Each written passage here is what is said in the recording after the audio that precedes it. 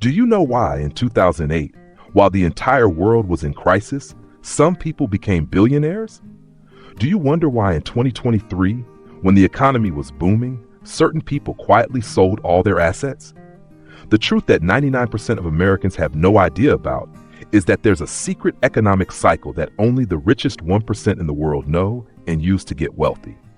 Today, I'm going to reveal these 4 economic phases to you, the phases that Wall Street big players have used to make billions of dollars from 1929 until now, and more importantly, how you can recognize them to protect your wealth in America.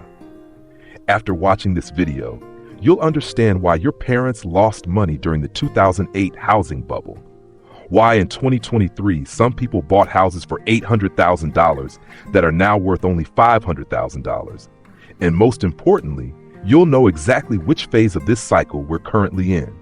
Listen, the global economic system isn't something natural or random. It's designed, controlled, and used like a massive money printing machine for those who know how to play the game. The economic cycle has 4 phases that I call the Wheel of Death. The first phase is recovery, which I call the stage preparation phase. The second phase is growth, or the baiting phase. The third phase is recession, the pulling the ladder phase. And finally, crisis, the harvesting phase. I'll be straight with you, this isn't just theory. I've studied US data from 2000 until now, and each of these cycles repeats in a terrifying way. Let's start with the first phase, the recovery phase. This is when the media will say the economy is still struggling, the market hasn't recovered, be cautious with investments. But what's actually happening? The Federal Reserve quietly pumps money into the system. Interest rates for loans start to decrease slightly. The big players quietly accumulate assets. Their real purpose is to create abundant capital for the upcoming growth phase. In America, we've experienced this phase clearly twice. The first time from 2000 to 2003, when savings interest rates were still high at 5 to 6% annually, real estate prices were at low levels, only large corporations could easily get loans, and the media remained pessimistic about the economy. The second time from 2009 to 2012, after the 2008 crisis, stimulus packages worth $787 billion were pumped in. Interest rates gradually decreased from 5.25% down to near zero. Major corporations began actively investing. This is precisely the golden phase for investment, but 99% of Americans don't dare to act. Why? Because the media and market psychology remain pessimistic. The lesson here is when the entire world is afraid, that's exactly when you should take action.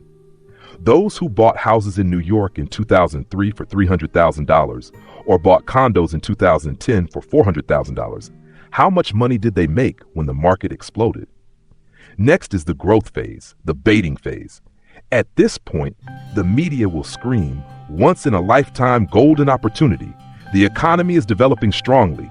Invest now or miss out." What's actually happening is banks lend money like candy.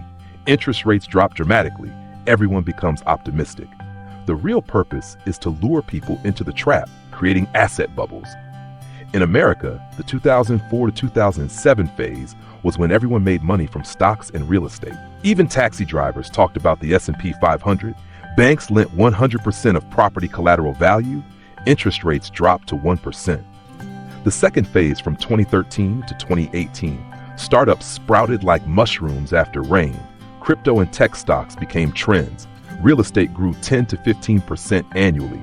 Everyone believed the economy will grow forever. Do you remember 2007 when your Uber driver started advising you to buy stocks? When the barista at Starbucks also discussed financial investment? That was the most dangerous sign. When the entire world is optimistic, when everyone is making money, be careful, because the next phase is coming. The smartest people started selling assets from late 2006 and late 2017. They didn't wait for the absolute peak. They sold while everyone was still euphoric. The third phase is recession, the pulling the ladder phase. The media at this point will say, it's just temporary adjustment. The economy is still good. This is an opportunity to buy more. But what's actually happening is the Fed quietly raises interest rates, tightens credit gently, but still maintains an optimistic appearance. The real purpose is to slowly pull the ladder, preparing for the final shock. In 2008, the S&P 500 dropped from 1,565 points down to 1,200 points. Borrowing money from banks became harder. Sell at a loss news appeared in the market. Real estate liquidity decreased sharply. In 2019-2020, COVID-19 created the perfect excuse. Many businesses started struggling. The stock market fluctuated violently. Real estate began to freeze. The truth they don't tell you is that the recession phase isn't due to coincidence or objective factors. It's created deliberately. When? When the asset bubble is big enough, when people have gone all in into the market, when bad debt accumulates to maximum levels, that's when they pull the ladder. And finally, the crisis phase, the harvesting phase. The devastating results from 2008 to 2009 were the S&P 500 collapsing from 1,565 down to 676 points, dropping 57%. Countless businesses went bankrupt, people lost homes and money, the real estate market froze completely. In 2020-2021, millions lost jobs, small businesses closed en masse, only large corporations survived. People were forced to sell assets to survive. Who were the winners? While 99% of people were suffering, what was the 1% elite doing? They were buying everything back at dirt cheap prices. In 2009, Warren Buffett bought bank stocks when everyone was panicking. In America, major corporations quietly bought back numerous real estate projects at 30 to 50% of pre-crisis prices. The painful lesson here is that the cycle is designed for them to always win, you to always lose. When you buy expensive during the growth phase, they had already sold long ago. When you sell cheap during the crisis phase, they're buying in. That's how wealth transfers from poor people's pockets to rich people's pockets. Now let's analyze the specific U.S. cycle from 2000 to 2024. The first cycle from 2000 to 2009, recovery phase from 2000 to 2003 with GDP growth stable at 2 to 3%, inflation controlled under 3%, savings interest rates 5 to 6%, real estate prices in New York only $300-400 per square foot, growth phase 2004 to 2007, GDP growth 3 to 4%, S&P 500 rose from 800 to 1,565 points, inflation increased to 3 to 5%, real estate prices in New York jumped to $600 to $800 per square foot. Recession phase in 2008, GDP dropped to 2.1%, S&P 500 fell to 1,200 points, global financial crisis spread to America. Crisis phase in 2009, GDP contracted by 2.5%, S&P 500 collapsed to 676 points, countless businesses went bankrupt.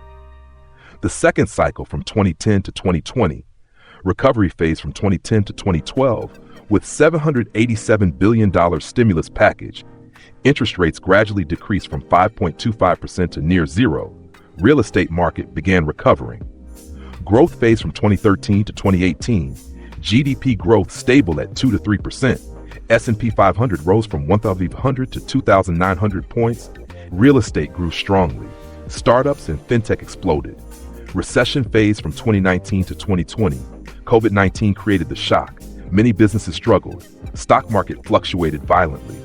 Crisis phase from 2020 to 2021. Millions lost jobs. Small businesses closed en masse. Only large corporations survived. So where are we in the current cycle? Analyzing the situation from 2022 to 2024, there are signs of recovery phase, like the Federal Reserve pumping money aggressively. Lending interest rates dropped to 3 to 5%. Government launched economic stimulus packages. Real estate market began showing signs of recovery. But there are also warning signs like inflation rising sharply to 6 to 9%. Real estate prices still at high levels. National debt increased to alarming levels. Prediction for the next cycle from 2025 to 2030, if following traditional cycle models, then 2024-2025 will continue recovery. 2025-2028 strong growth. 2028-2029 recession. 2029-2030 will have the next crisis. Signs to monitor are Fed interest rate policy, money pumping levels into the system, bank bad debt situation, real estate prices in major cities. So what's the investment strategy according to cycles? In the recovery phase, I call it buy when blood is running in the streets. You should actively buy real estate in good locations. Invest in stocks of foundational companies. Increase learning and skill development. Build passive income sources. Don't keep money in banks with low interest rates. Listen to the masses and be afraid. Miss opportunities by waiting longer. In the growth phase, be careful with the euphoria. You should gradually take profits from investments. Don't borrow excessively to invest. Prepare cash for the next cycle. Learn to recognize market peak signs. Don't believe prices will rise forever. Borrow to invest recklessly. Ignore warning signs. In the recession phase, retreat timely. You should sell some assets while prices are still high. Actively build stable income sources. Prepare mentally for difficult times. Accumulate cash. Don't believe the media's encouragement. Buy more when prices are falling. Borrow to rescue. Losing investments. In the crisis phase, survival is priority. You should preserve income sources. Cut unnecessary expenses. Patiently wait for the next opportunity. Help others within your capacity. Don't panic and sell everything.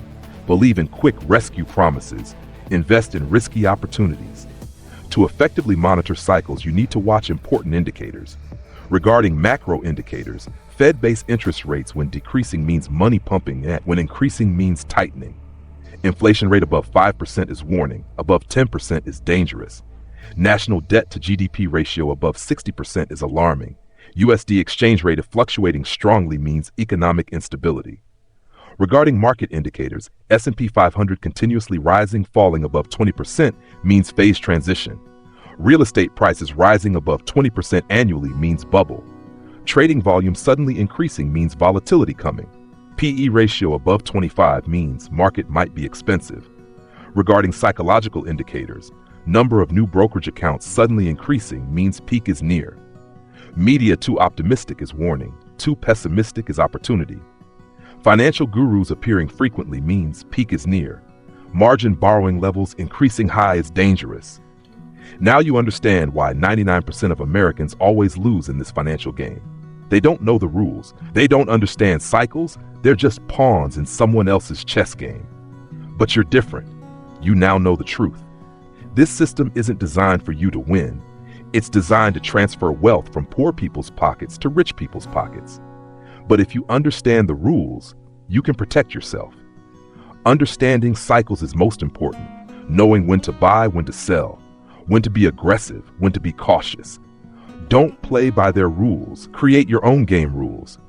Invest long-term, diversify risks, and always keep some cash for opportunities.